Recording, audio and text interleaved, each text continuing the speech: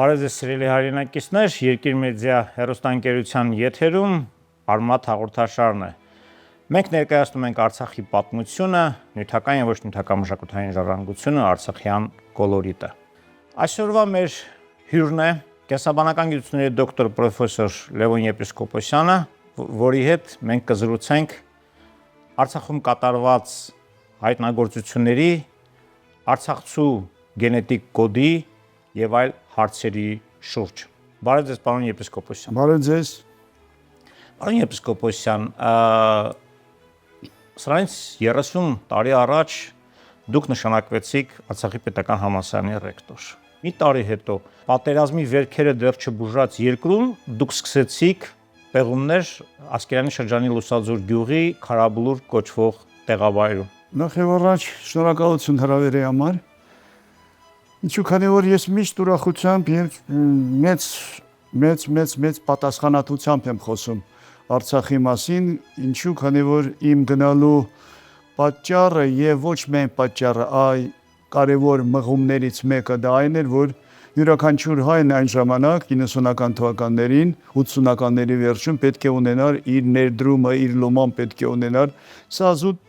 վեխ բառեր չեն, վեխ խոսքեր չեն, բայց իրականում դա այդպես պետք է լինի, ցավոք այդպես չեղավ։ Ամեն մեկս պետք է մենք ունենայինք մեր Ղարաբաղը, մեր Արցախը պետք է ունենայինք, մեր լոման, մեր ներդրումը, մեր ներկայացությունը պետք է այնտեղ ունենայինք եւ ֆիզիկապես եւ հոգեպես դա պետք է ունենայինք։ Եվ դա էր, որ ես ոչ թե համաձայնվեցի եւ ինքս էլ դիմեցի, իմանալով որ կա այդպիսի հնարավորություն գնալ այնտեղ աշխատելու, եւ կարծում եմ դա ճիշտ որոշում էր, քանի որ դա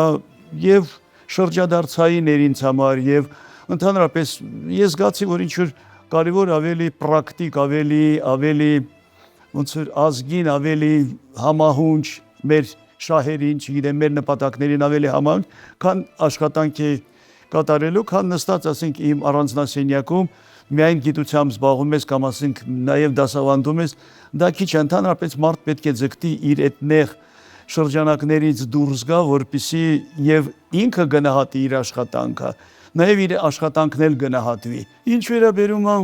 պեղումներին, պեղումները այսպես ինքնաբուխ այսպես եղանք եւ այդ պեղումներին միացավ մեր շատ լավ բարեկամ Համլետ Պետրոսյանը, որ այդ ժամանակ Երևանում էր, մեծ ուրախությամբ դե ինքը արդեն այնտեղ իրականացնում էր պեղումներ Շուշիի շրջանում եւ մենք սկսեցինք պեղումները շատ հետաքրքիր չի, նայած ասենք ընդամենը մի 5-6 օր տևեց այդ պեղումները եւ մենք այնքանով ենք ուրախ, որ առաջի անգամ ինչ որ հայտնաբերեցինք հնամարտաբանական նյութ, որը հետագայում ցավոք չկարողացանք ուսումնասիրել տարբեր պատճառներով, բայց այդ աշխատանքը արդեն հետագայում մենք կարողացանք շարունակել մի քիչ ուրիշ պայմաններում։ 7 տարվա ընդմիջումից հետո Ազոխի հնագիտական հուշարձանը տարբեր ժամանակաշրջանում մեծ հետաքրքրություն էր վայելում ուսումնասիրողների շրջանում, հատկապես գիտենք 1960-ական թվականներին, թե Բաքվից եկած ուսումնասիրողները ինչպիսի մեթոդներ կիրառեցին այդ հուշարձանը ավելի շատ վնասելու, քան թե զուտ ճիշտ գիտական ուսումնասիրություններ կատարելու, եւ նույնիսկ նրանց ուրեմն տպագրված գրքերում զավեշտի էր հասնում, երբ որ գրում են, երբ որ Ադրբեջանի ժողովրդի պատմությունը սկսում է Ազոխի քարանձավից եւ այլն, եւ մեր ուսումնասիրողները հակընդդեմ օրինակ մեր այն ժամանակվա Ստեփանակերտի մանկավարժական ինստիտուտի դասախոսներից հնագետ Յուրի Ասրյանը պատմաբանասիրական հանդեսում լրաբեր հասարակական գիտությունների ուրեմն հանդեսում տպագրում էր Արցախի հնագիտական հուշարձանների մասին եւ այսպես հակընդդեմ երկու համակարգ Բաքու, որտեղ հստակ դրված էր պատմության խեղաթյուրումը եւ նաեւ հնագիտական հուշարձանի խեղաթյուրումը եւ ուրեմն իսկական ակադեմիական մակարդակ։ Եվ դուք եկաք այդ հուշարձանը որպես արշավախմբի համաղեկավար եւ սկսեցիք այդ կարևորագույն հուշարձանի պեղումը։ Ինչն էր Ազոխի վեհությունը։ Ազոխը դա ինչպես դա ասում էր եւ Փարքասուն դեռ շփվում ենք մեր գործընկերը Անգլիայից բնության պատմության թանգարանի բաժնի վարիչ այն ժամանակ Պիտեր Էնդրեսը, ինքը որը լավագույն մասնագետներից է այդ ուղղությամբ, ինքը ասում էր, որ իր գնահատականով Ազոխը եռյակի մեջ է մտնում մեր տարածաշրջանի ամենահարուստ, ամենագրավիչ, ամենահին շերտեր ունեցող, ուրեմն քարանձավների այդ ցուցակի մեջ է մտնում։ Այստեղ մի բան ասեմ, ես վերջերս գնացել էի Իրաքի Քրդիստան եւ այնտեղ Շանիդար բանը ես տեսա։ Քարանձավը տեսա, որն էլ է շատ հայտնի, քանի որ այնտեղ ուրեմն հայտնաբերել են ոսկրանյութ եւ ժամանակակից մարդու Homo sapiens-ի եւ նաեւ Նեանդերտալ մարդու, որը շատ կարեւոր է, ասենք, գիտության համար։ Բայց երբ որ համեմատեցի ես ուրեմն Շանիդարը եւ բանի հետ, Ազոխի հետ, սար ու ձորային, քանի որ այնտեղ, ասենք, չգիտեմ, մի 6-7 մետր էր երևի այդ մշակութային շերտերի հաստությունը, Ազոխում դա 13 մետր է եղել, բայց ի սկզբանե եղել է 18 մետր է եղել նույնիսկ։ Եվ երբ որ սկսել են աշխատել այնտեղ 60-ական թվականներին։ Իդեպ այդ պատմությունը Ազոխի հետ կապված ունի շատ հետաքրքիր սկիզբ ունի։ Ժամանակին այնտեղ աշխատանքները սկսել են ոչ թե գիտական պեղումներ, այնտեղ ուղղակի եղել այսպիսի մի առասպել, չգիտեմ, ինչ որ պատմություն, հեքիաթ ավելի ճիշտ, որ այնտեղ թաղված են հայկական, չգիտեմ, հարստությունները միջնադարում։ Եվ ես դա համոզվեցի, որ դա իսկությանը համապատասխանում է, քանի որ ներսի սրահներում, որը որ այդ փակ սրահներն է, որտեղ որ սովորաբար մենք մուտք չէինք գործում եւ թույլ չէինք տալիս, որ տուրիստները մուտք գործեն, վտանգավոր էր այնտեղ, ասենք, եւ մլակի տեսակետից, եւ չղջիկների տեսակետից, այսինքն, բայց այնտեղ մենք տեսնում էինք, որ կա փորած ուրեմն փոսեր կար, որը ոչ թե ձեռքով եւ ոչ թե բահով էին փորել, այ հատուկ ինչ որ սարքեր էին բերել, այսպես կլոր ձևի, բավականին հմուտ ձևով փորած էր։ Այսինքն մարդիկ փնտրում էին ինչ որ մի բան։ Եվ բախտի բերմամբ, թե չգիտեմ, լրիվ հակառակը, այնտեղ տեսան, որ շերտեր կա, չգիտեմ, ով է տեսել, դա եղել է մասնագետ կամ կիսամասնագետ, եւ երբ որ եկան, այդ ժամանակ, երբ որ այդ աշխատանքները կատարում էին, տարեց մարդիկ ինձ պատմում էին գյուղից, Ազոխ գյուղից, որ այն ժամանակ նրանք այսպես բանով միլիցիայի աշխատակիցներով շրջապատել էին այդ տարածքը, որպեսզի գյուղից կամ ասենք այդ հարակից գյուղերից ոչ ոք հմուտ չի գործի եւ չտեսնեն այնտեղ ինչով են զբաղված։ Ինչ վերաբերում այն աշխատանքին, աշխատանքը իրոք կատարվել է ոչ պատշաճ ձևով, մեղմ ասած, ոչ պատշաճ ձևով, քանի որ նրանք օգտագործել են ոչ թե, չգիտեմ, նուրբ գործիքներ, ինչը մենք էինք օգտագործում, այլ նրանք օգտագործել են պերֆորատոր կոչված, այսինքն այն վակուումային մուրճը, որը որ պերֆորատոր են անվանում, եւ այսինքն նրանք փլում էին այդ բաները, այդ նստվածքները, եւ դրանից հետո սկսում նայել, թե ինչ կա այնտեղ։ Եվ շատ լավ բոլորը հիշում են, որ եղել է Ազոխում, այնտեղ տենց կոնաձև մի հատ թափված հող կար։ Այդ կոնաձև թափված հողը դա ինքը մի հատ կլոնդայք էր։ Այնտեղ ամեն ինչ կար, ամեն ինչ կար։ Մենք եթե ունենայինք ռեսուրսներ, ժամանակ ունենայինք, մենք այդ դա ամեն ինչը սկզբից ուսումնասիրեինք, որպեսզի այդ հիմնական, երբ որ սկսել են այդ պեղումները, գոնե այդ շերտերը մի քիչ մաղեինք, չգիտեմ, հասկանայինք ինչ այնտեղ կատարվել, եւ այդ մոտեցումը, այդ ոչ գիտական, ոչ մասնագիտական մոտեցումը բերեց նրան, որ երբ որ նրանք հայտնաբերեցին ոչ թե տեղում, ոչ թե in situ կոչված, այդ ստորին բեկորը, ստորին ծնոտի բեկորը, որը այսօր շատ հայտնի է, գիտական աշխարհում շատ հայտնի է, բայց այնտեղ կա մի շատ զարմանալի մի բան, կամ տարօրինակ մի բան, որ Կասիմովան, որը որ հոդվածներ ունի դրա վերաբերյալ, ես ազգանունները հատուկ եմ ասում, որ պարզ լինի, որ այդտեղ առարկայական խոսքի մասին է խոսքը, դեպքի մասին է խոսքը, եւ Հուսեյնովը, որը որ ղեկավարում էր պրոֆեսորը, նրանք տարբեր ձևով են մեկնաբանում, տարբեր ձևով են նշում, որ շերտում է հայտնաբերվել դա։ Իսկ միակ բացատրությունը այն է, որ դա ոչ թե տեղում է հայտնաբերվել, այլ արդեն փլած հողի մեջ է դա հայտնաբերվել, որը եւ բացի դրանից մենք տեսնում ենք, քանի որ մեր գործընկերներից մեկը գնացել էր Բաքու, տեսել էր օտար երկրյա, եւ այդ բեկորը ցույց է տալիս, որ այդ բեկորը ունի ժամանակակից կոտրվածք, Այսինքն նրանք երբ որ բանով աշխատել են, այդ մուրճով աշխատել են, այդ մուրճը նաև վնասել է այդ բեկորը։ Գուցե ժամանակին եղել է, ասենք, ամբողջական է եղել այդ ստորին ծնոտը, բայց այդ մասը, որ մնացել է այդ չգիտեմ, աչքներ, ձախներ չեմ հիշում, այդ մասը փաստորեն ցույց է տալիս, որ վնասված է եղել, որը երբեք չկարող պատահել։ Երբ որ դու շատ նուրբ, չգիտեմ, շատ պրոֆեսիոնալ ձևով ես աշխատում, որպեսզի պարզ լինի մեր ընկերողին, որ անպայման դու պետք է շատ դանդաղ աշխատես,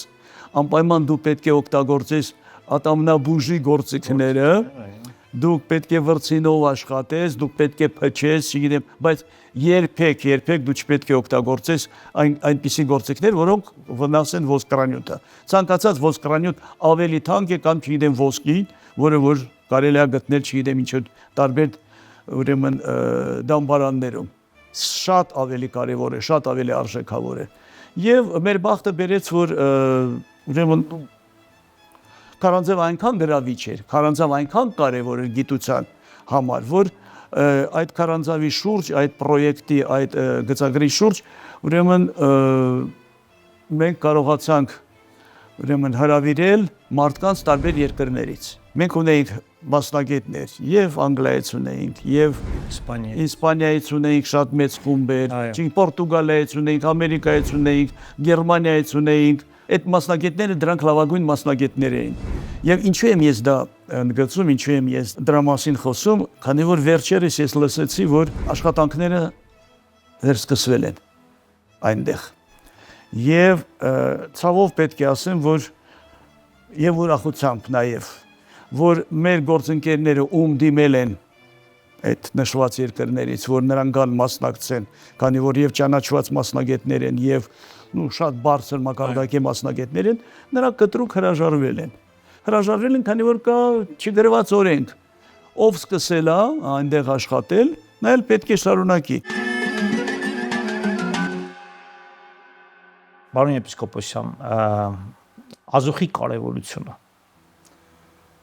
Դեք ազոխի կարևորությունը կարծես թե առաջի հայացքից թվում է, թե ազոխը ոչ մի կապ չունի, ասենք, մեր այսօրվա ժամանակակից կյանքի հետ։ Բայց դա այսպես թվացյալ է ինչու։ Նայեք, ազոխը ցույց է տալիս, ազոխի հենց այդ մշակութային շերտերի հարստությունը ցույց է տալիս, որ այս տարածքը բնակեցված է եղել ոչ միայն մարդ բանականի կողմից, այլ նաև ավելի վաղ տեսակների կողմից։ Եվ այնտեղ ոչ միայն նեանդերտալ մարդը կա, այլ հավանաբար այնտեղ կա նաև նախա նեանդերտալ փուլը ներկայացնող մարդ, որը գուցե նաև տեսակը անուն դեռ չունի։ Եվ դա խոսում է նրա մասին, որ այս տարածաշրջանը, այս տարածքը շատ խիտ բնակեցված է եղել։ Բայց ով է բնակեցրել, ասենք, եթե մենք վերցնում ենք մարդ բանականին։ Ով է բնակեցրել, ասենք, եթե 40-50-60 հազար տարի առաջ տեղ մուտք է գործել մարդ բանականը Աֆրիկայից ըստ գործող տեսությանը, ասենք, մեր պատկերացումների մուտք է գործել այս տարածաշրջան, հետո տարածվել դեպի, չգիտեմ, հյուսիս, արևմուտք, արևելք, բայց սա եղել այն տարածաշրջանը, որտեղ առաջի մուտք գործած այս տարածաշրջան Homo sapiens-ը, մարդ բանականը, տեղավորվել է այստեղ, բնակվել է այստեղ։ Հետագայում, երբ որ մոտարապես 6-7 հազար տարի առաջ տեղի է ունեցել նոր ներխուժում կամ ասինքն նոր ալիք է ուրեմն տեղի ունեցել, որը եկել է ուրեմն մերձավոր արևելքից երկրագործությունը հայտնաբերելուց հետո, մենք իսկ ով են եկել, ով են մեր նախնիները, այստեղ այդ շղթան կարծես թե անընդհատությունը այդ շղթայի չի ընդհատվում եւ դրանով է կարեւոր ազոխը քարանձավը, որ մենք տեսնում ենք, որ այնտեղ եղել են եւ ոչ Homo sapiens ներկայացուցիչները, եղել է Homo sapiens-ը եւ ամենակարևորը, որ մենք այնտեղ գտել ենք նաեւ մեր ներկայությունը, այսինքն մեր նախնիների ներկայությունը, որը հետագայում պարզվեց արդեն մյուս քարանձավում։ Դա քարանձավները չի կարելի անջատել մեկը մյուսից, քանի որ մարդիկ այնտեղ մշտական չեն բնակվել, ասենք նույն ազոխի քարանձավում։ Նրանք ժամանակավոր եկել են, որսելու համար, ժամանակավոր եղել որսելու համար, քնած ասենք բաներին, այդ արջերին սպանում էին, վերջը օգտվում էին, օգտագործում էին այդ միսը որպես սնունդ եւ այլ, բայց այնտեղ երկար շղթա կար եւ այդ երկար շղթան մեզ հաջողվեց այդ շղթաներից մի օղակա նաեւ հայտնաբերել, որը արդեն դա բանն էր, քարինտակն էր։ Ինձ համար եւ հարազատ թեմ, հոգեհարազատ թեմա է քարինտակը, որտեղ գիտեք, ծնունդով ես քարինտակ գյուղից եմ։ Մեր ժողովուրդը միշտ այդ քարանձավին ասում էր կոհոլ։ Այսինքն կոհոլ արցախյան բարբառով ասում էին այն քարերներին կամ ասում էին այրաբնակությանը մի խոսքով, եթե այսպես ասենք, իսկ մնացածներին օրինակ ասում էին կարան, որը քարանձավ է նշանակում, օրինակ տարբեր մոսունց կարան, ափունց կարան եւ որվան է ամբողջ տարածքը, բայց կոնկրետ այդ ուրեմն Ալեքսանդր Ղուզեի կարաններն են ասում, բայց հիմնականում տարածված էր կոհոլ եւ դուք եկաք այդ տարածք, սկսեցիք այդ ուրեմն քարանձավում կոհոլում պեղումները եւ շատ հետաքրքիր նյութեր հայտնաբերեցիք, որը նույնիսկ միշտ այսպես ես դրա մասին տեղյակ էի, օրինակ մենք բոլորս տեղյակ էինք դրա մասին ժողովրդական ավանդությունների մակարդակով, որ ասենք նույնիսկ ասում են, որ այնտեղ վագր էր գալիս Պարսկաստանից եւ այլն, այսպեսի նաեւ պատմություններ էին պատմում մեր մեծերը եւ դուք սկսեցիք պեղումները շարունակելով այն շղթան, որի մասին դուք խոսեցիք, ազոխի շղթան, թե որտեղ կարող է լինել։ Խնդրեմ։ Հա, նայեք, ազոխը, քանի որ ներկայացնում էր ավելի վաղ ժամանակաշրջան, այնտեղ ստորին շերտը մոտավորապես 400,000 տարվա վաղեմություն ունի, վերին շերտը, որը մենք չէինք պեղել, բայց բոլոր դեպքերում մենք գիտենք, մոտավորապես 100,000 տարվա։ Այսինքն այդ 14-13 մետր այդ ուրեմն խորությունը կամ հաստությունը, դա փաստորեն ընդգրկում էր 300,000 տարվա պատմություն։ Ցավոք, այնտեղ ոսկրանյութը չէր պարունակում DNT, որը շատ կարևոր է այսօրվա ժամանակակից ուսումնասիրության համար։ Ինչու, քանի որ այնտեղ ջուր էր հոսում եւ այդ ջուրը այսպես լվանում էր, տանում էր այդ DNT-ն, այսինքն օրգանական նյութը արդեն կամած պակասում էր այնտեղ, աստիճանաբար պակասում էր եւ բազմիցս ասած մի 3-4 անգամ մենք փորձել ենք ուրեմն մեր գործընկերների միջոցով արտասահմանում այդ հայտնաբերված պեղած նյութից, ոսկրանյութից, ուրեմն DNT անջատել։ Ցավոք չստացվեց, այնտեղ DNT-ն իսպառ բացակայում էր։ Եվ հակառակ պատկերը բանում էր, քարինտակում էր։ Քարինտակը ուներ շատ բացարձակ համապատասխան պայմաններ ուներ։ Այնտեղ եւ կլիմայական պայմաններն էին շատ կայուն, այսինքն ձմռան այնտեղ +8 աստիճան էր քարանձավի ներսում, ամռանը 12 + 12 աստիճան էր եւ բացի դրանից խոնավությունը այնտեղ համարյա չէր տատանվում եւ մի բան էլ որպես առավելություն այնտեղ բացարձակ մթություն էր, մութ էր, այսինքն արևի ճառագայթները ոչ մի ձևով չէին քայքայում DNT-ն, որը շատ կարևոր է։ Եվ հենց առավելությունը դա էր, եւ բացի դրանից այստեղ այն ժամանակաշրջանն էր, որը բացակայում էր ազոխում։ Մենք հասանք մոտավորապես 50-40,000 տարվա, ուրեմն շերտերին հասանք, բայց մենք ունեինք նաեւ հնարավորություն ստուգելու իսկ շերտերի խորությունը ինչքան էր, մոտավորապես 6 մետր, որը որ շատ լավ էր։ Այսինքն եթե մենք այնտեղ շարունակեինք աշխատանքը, դա կլիներ մոտավորապես 100,000 տարուց ավելի խորը կլիներ, այսինքն կընդգրկեր նաև ոչ միայն մարդ բանականին, այլ նաև նեանդերտալին։ Մենք այնտեղ հայտնաբերեցինք ինչպես մարդու ոսկրանյութ, ժամանակակից մարդու ոսկրանյութ, եւ հասցրեցինք նաև 2017 թվականին հրատարակենք այդ նյութը եւ պարզվեց, որ այն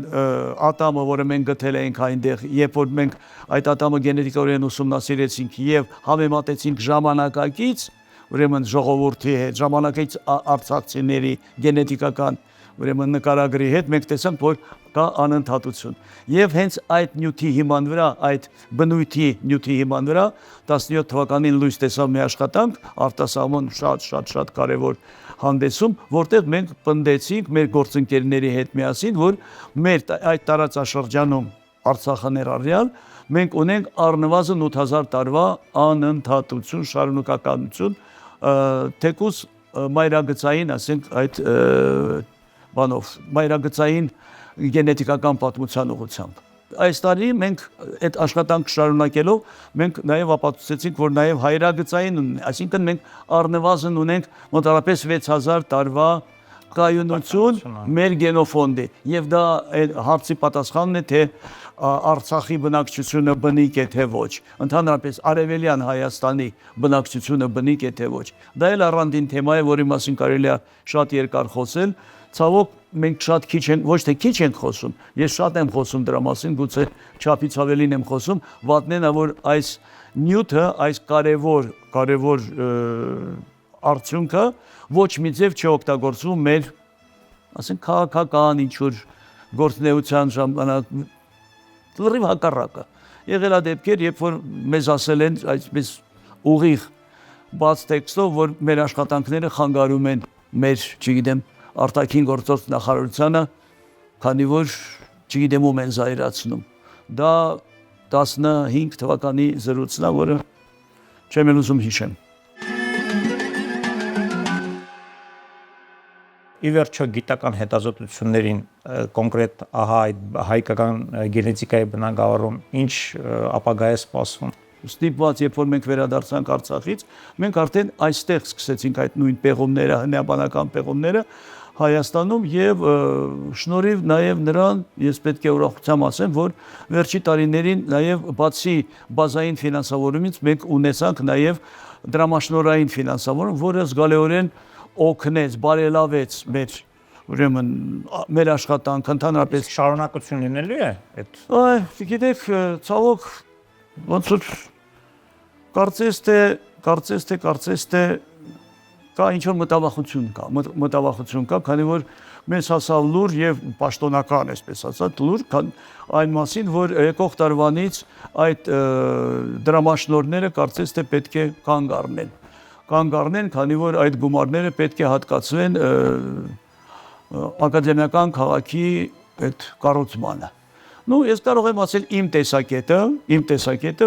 տեսակետը հետևյալն է, ակադեմիական քաղաքի ուրեմն հատկացվող գումարը անհամեմատելի է այն գումարի հետ, որը ուրեմն օգտագործում է մեր դրամաշնորհների համար, այսինքն դա կլինի 1-2%-ը, 1-2%-ով դա ուղղակի այդպես ասած սխալի սահմաններում է, եթե վիճակագրության մասին խոսենք։ Եվ բացի դրանից դա շատ մեծ վնաս կհասցնի, հազիվ գիտությունը, հատկապես այն գիտությունը, որը փորձարարական փորձերի հետ կապ ունի, սկսեց ինչ-որ ժարթունք ապրել, շնչել, եւ այսօր եթե մենք նույնիսկ 1 տարով կանգնացնենք, մենք անպայման շատ մեծ նահանջ կունենանք։ Իսկ դա նշանակում է, որ մեր երիտասարդները կգտնեն նոր ճանապարհներ, այսինքն նրանք կթողնեն գիտությունը այստեղ եւ կգնան արտասահման, որը որ իհարկե անցանկալի է։ Շատ կարևոր հարցերի մասին խոսեցիք, պարոն եպիսկոպոսյան, հաջողություն եմ մաղթում բոլորիդ, կհանդիպենք։